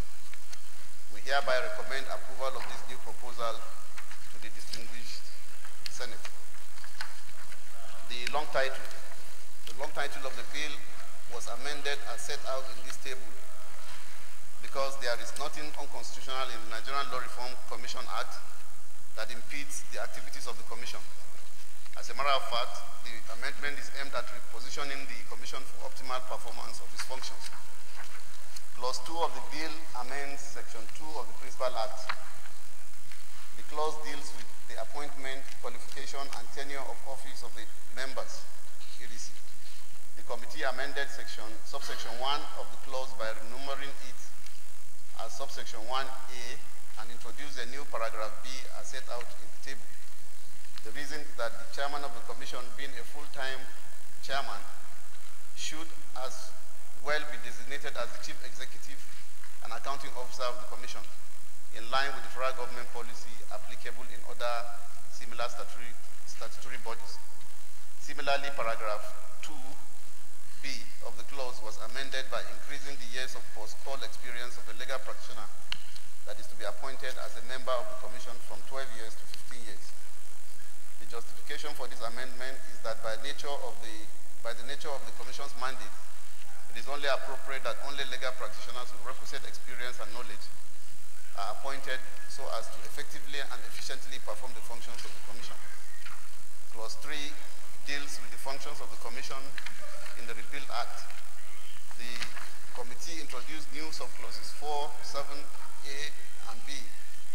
The rationale behind the introduction of these subclauses is to ensure that any report prepared by the Commission arising from a program referred to it by the Attorney General does not end up as an exercise in futility for failure or inability of the AGF to take necessary steps on the report or for whatever reason as the case may be. Section 8 deals with the staff and financial provisions. The committee deleted subsection 1 in line with the amendment in subclause 2 above, vis-a-vis the provisions of paragraph C of this clause, which provides that the role of the secretary is to assist the chairman in the discharge of the activities of the commission and not otherwise. Section 10 of the Principal Act deals with the establishment of a fund by the Commission. The committee drafted this clause to accommodate any source of fund that will accrue to the Commission after the commencement of this bill. Clause 11, subclause 1 and 2, this is a new clause which was introduced by the committee as set out in the table because it is appropriate for the Nigerian Law Reform Commission to have a provision that makes it possible for it to accept gifts like the commissions and agencies established by acts of the National Assembly, provided that there are no conditions attached to such gifts or that are contrary to its function. Clause 15 deals with the savings and repeal etc. provisions. The committee introduced this clause to, among other things, provide for the repeal of the Nigerian Law Reform Act, Cap N118, Laws of the Federation of Nigeria 2004, and reenact the act to encompass all the intendments of the bill as well as the further inputs made by the committee after the committee hearing. This recommendation is informed by the fact that the proposed amendments substantially vary or change almost all the provisions of the principal act. Similarly, all actions of the Commission before this repeal are also saved in the clause. We hereby commend the approval of this provision by the Senate. Observations and findings. In the light of the views canvassed, the following findings and observations were made. 1, that stakeholders in their contributions and commentaries unanimously supported the passage of this bill. 2, that since the proposed amendments as well as the inputs made on the bill after the committee hearing are substantial, it is only legislatively expedient to repeal the act and reenact it in order to avoid wordiness and inelegance in the bill. 3, that the passage of the bill as recommended will not only strengthen and reposition the Commission for greater output, but will also enhance the lawmaking process, as law reform is an integral part of the legislative process. 4, that the current bureaucratic bottleneck being experienced by the Commission in the handling and management of its reports by the Office of the Attorney General of the Federation will completely be eliminated, thereby guaranteeing speed and efficiency in the lawmaking and reform process.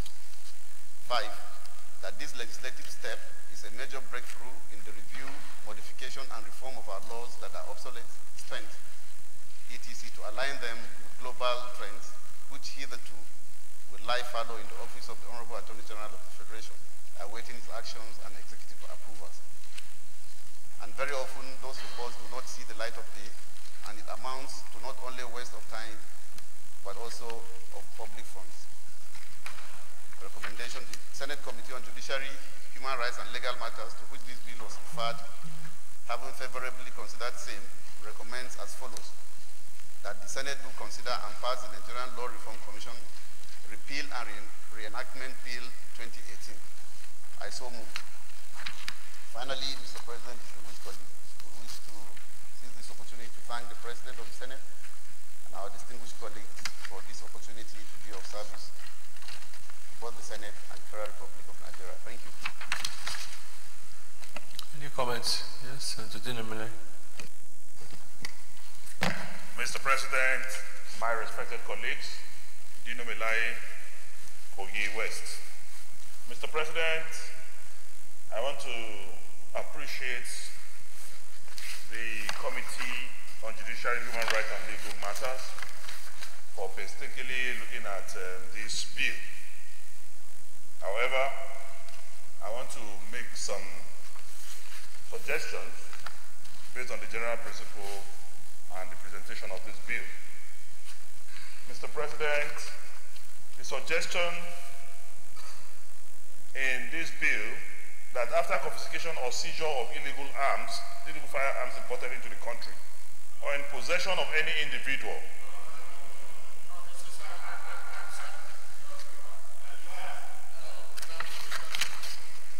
that's what they gave me now.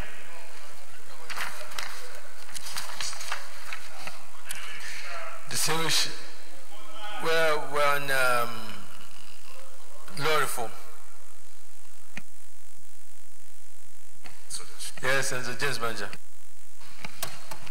Mr. President, my respected colleagues, in place of Dino Malaya, I decided to stand to make at least one or two comments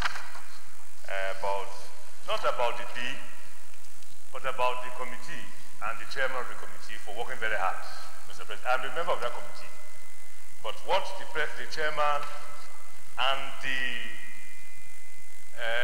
civil service group, what they are putting into this particular committee, I'm sure the deputy leader is also a member of this committee.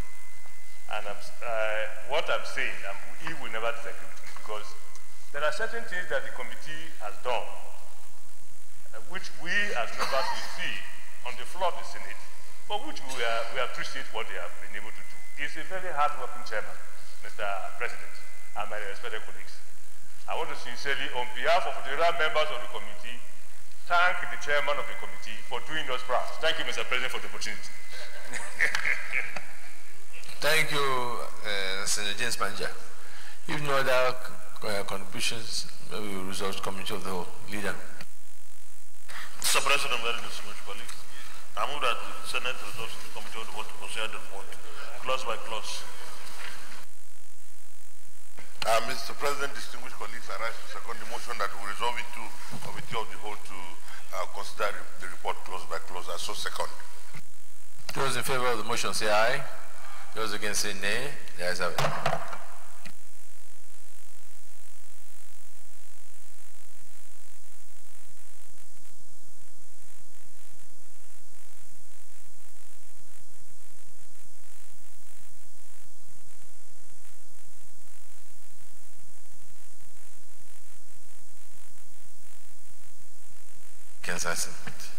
Distinguished colleagues, there are 15 clauses here. So I'll take it clause by clause. Those in favor of clause 1 stands part of the bill say aye. Those against say nay. I have it. Clause 2.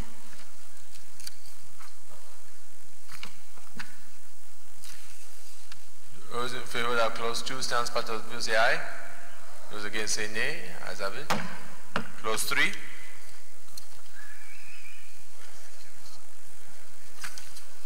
Those in favor of clause 3 stands part of the bill say aye.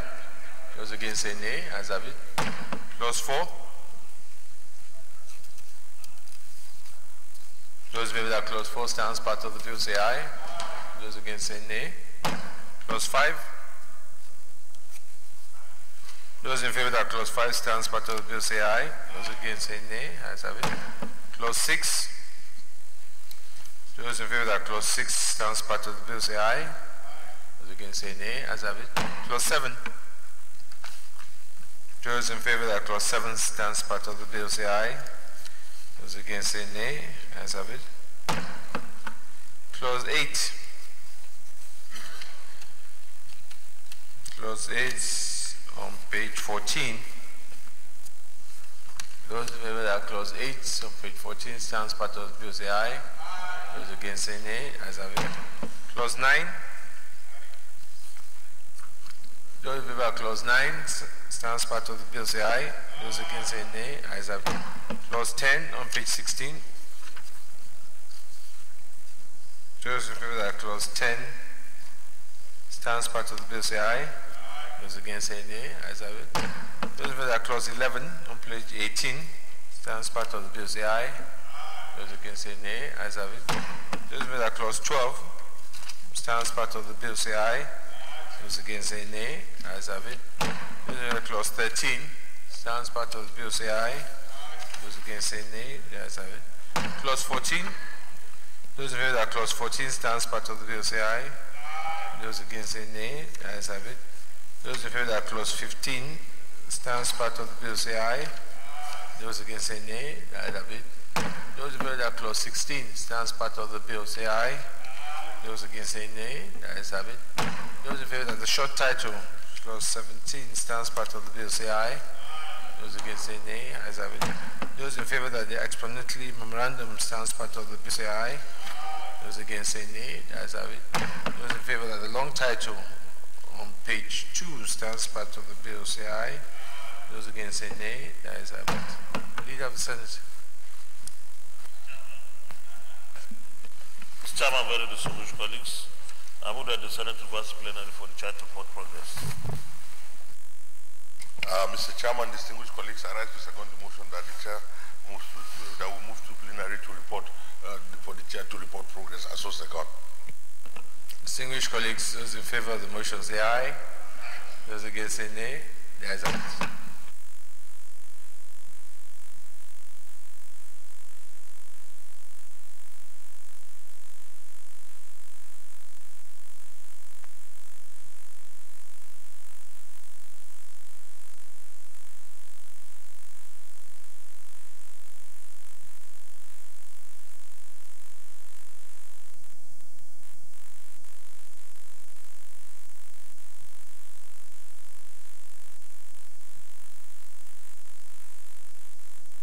Distinguished colleagues, the Senate in the Committee of the Whole considered the report on the Committee on Judicial, Human Rights and Legal Matters on the Nigerian Law Reform Commission Act Amendment Bill 2018 and approve as follows.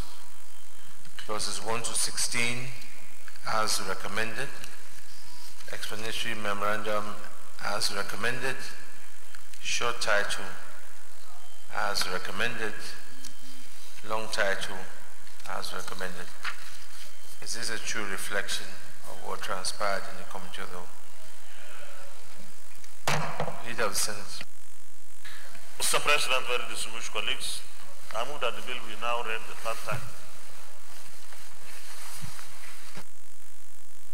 Mr. President, distinguished colleagues, I rise to second the motion that this bill be now read a third time. I so second.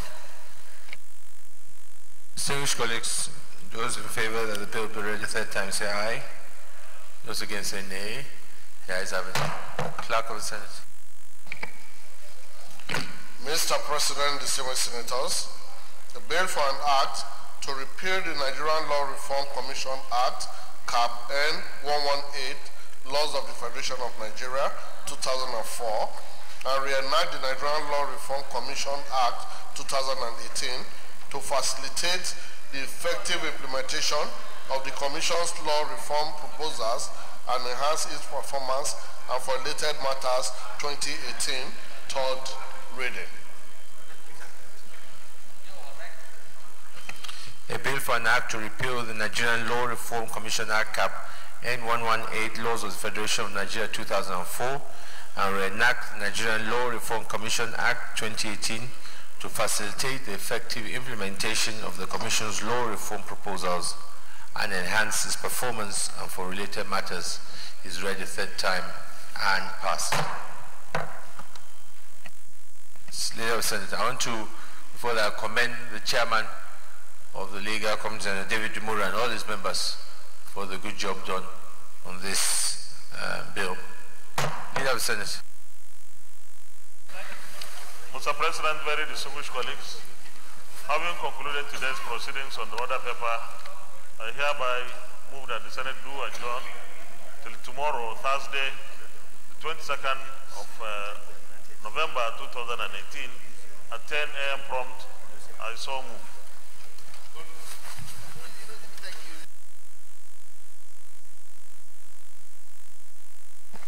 Mr. President, distinguished colleagues, I rise to second the motion that the Senate do stand adjourned to tomorrow, Thursday at 10 a.m. prompt. I so second. Distinguished colleagues, just before I put the question on, just put the question. Those in favor of the motion say aye. Those against say nay. The ayes have it. Just before I adjourn, let me also by announcement. There are a number of ad hoc committees that we've had where we should have presented their reports a long time ago. I'm going to ask the clerk to please read them. They are long overdue for consideration. And the chairman of those committees should take note, and I give it 1 week for these reports to be brought so that we can consider them. Clerk of the Senate. Mr. President, distinguished senators, the ad hoc committees are as follows. 1. Ad hoc Committee on State of Humanitarian Relief Efforts in the Northeast. The chairman is Senator David Umoru, and it has been constituted since 24th January 2017. The second one, Ad hoc Committee on National Health Insurance Scheme, NHIS. The chairman is the Senate leader, and it has been constituted since 21st March 2017. The third one, Ad hoc Committee on the attempted assassination of Senator Dino Melaye. The chairman is Senator Jibril Barau, and it has been constituted since 26th April 2017. The fourth one, the delegation to Kogi State Governor on the attempted assassination of Senator Dino Melaye. The chairman, the Deputy Senate President, constituted since 26th of April 2017. Then we also have the Ad hoc Committee, the fifth one, to investigate the issue of accommodation, logistic, feeding, etc., onshore and offshore extortion of pilgrims by National Hajj Commission of Nigeria. The chairman, Senator Mohammed Alero. As a matter of fact, the report has been laid, but they have submitted, and the consideration is still ongoing, sir. Then the sixth one is an ad hoc committee to investigate various allegations leveled against the Nigerian police. The chairman is Senator Francis Ale Michena, constituted since 4/10/17. We have the seventh one, Ad hoc Committee to investigate various allegations against the NNPC. We have Senator Aliyu Wamako since on the 4th of October 2017. The eighth one, Ad hoc Committee to investigate the reappearance, irregularities, reinstatement, and promotion of Mr. Abdurrashid A. Maina, comprising of the chairman and vice chairman of the Committees on Establishment and Public Service, Judiciary, Human Rights and Legal Matters, Interior, and Anti-Corruption and Financial Crimes. The chairman of that committee, Senator Emmanuel Porker, and that is constituted since 24/10/17. Then the ninth one, Ad hoc Committee on the arrest episode of Tuesday, 21st November 2017, between the officers of EFCC, NIA, and DSS. We have Senator Francis Ale Michena, and the committee was constituted 27th November 2017. The 10th one, Ad hoc Committee on Economic Waste at the Nigeria Customs Service. The chairman, Senator Dino Melaye, since on the 20th December 2017. The 11th one, Ad hoc Committee to investigate the circumstances that led to the destruction and violence against the empowerment program of Senator Ahmed Ogembe, Kogi Central Senatorial District. The chairman, Senator James Manager, since on the 8th of March 2018. The 12th one, the Joint Committee of Senate and House of Rep to investigate the incident of the Senate Chamber on Wednesday, 18th April 2018. We have Senator Bala Ibn Ala since on the 26th April 2018. The 13th one, Ad hoc Committee on the investigation of Amnesty International reports on the alleged human rights abuse in the Northeast. We have Senator David Umaru, constituted since on the 6th of June 2018. The last one, we have the Technical Committee on the declined assent to bills by Mr. President of the Armed Forces of the Federal Republic of Nigeria. We have Senator David Umaru too. This one was constituted on the 10th of October 2018. Distinguished colleagues, those reports, there are some, as you read, that actually have been corrected, that have been laid, but they have not been considered. Those that have been laid have not been considered, and those that are due, long overdue, should be submitted within the week so that we can take all these reports and treat them. And that's also, there are a lot of consideration of reports for third reading that will also make a priority over our second readings now, so that we can make a lot of complete the process. There's still a number of bills due for completion. And so these two issues, addressing ad hoc reports and also considering reports for passage of bills will be our priorities in the days ahead of us. So Senate is hereby adjourned till Thursday, 22nd November 2018, 10 a.m. prompt.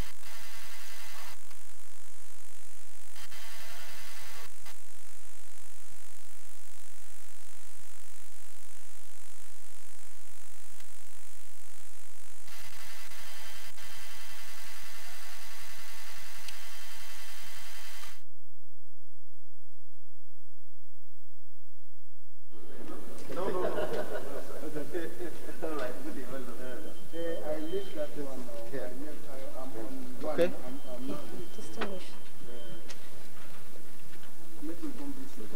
Okay. Yes, sir.